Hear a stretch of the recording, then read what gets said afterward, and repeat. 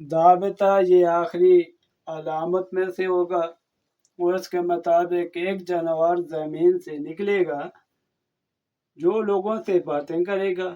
علامات قیامت۔ ابن کثیر نے حوالہ ابو داؤد 83 حضرت عبداللہ بن عمر سے ایک طویل حدیث میں روایت کیا ہے کہ یہ ضابطہ مکہ مکرمہ میں کوہ صفا سے نکلے گا اور اپنے سر سے مٹی جھاڑتا ہوا مسجد الحرام میں حجر اسود اور مقام ابراہیم کے درمیان پہنچے گا۔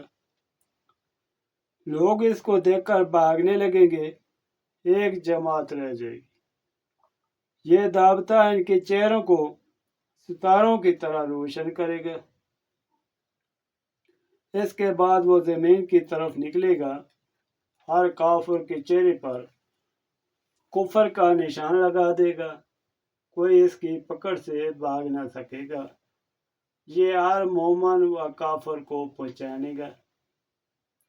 ابن کثیر کی روایت ہے، مسلم بن حجاج نے حضرت عبداللہ بن عمر رضی اللہ سے روایت کیا ہے کہ میں نے رسول اکرم صلی اللہ علیہ وسلم سے ایک حدیث سنی تھی جس سے میں کبھی نہیں بھولتا۔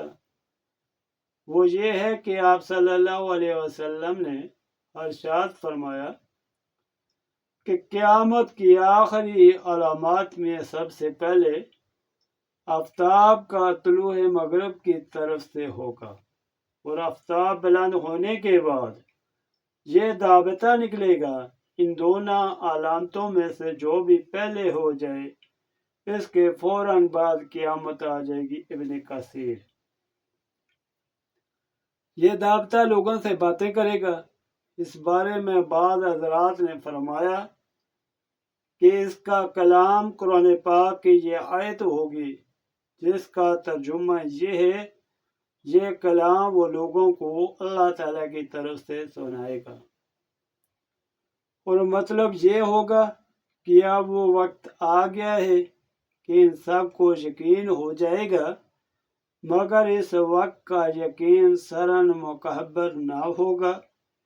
حضرت ابن عباس رضی اللہ، حسن بصری رحمۃ اللہ علیہ اور حضرت قتادہ رحمۃ اللہ علیہ سے منقول ہے، اور ایک روایت حضرت علی رضی اللہ عنہ سے بھی کہ یہ ضابطہ لوگوں سے خطاب اور کلام کرے گا جس طرح عام کلام ہوتا ہے۔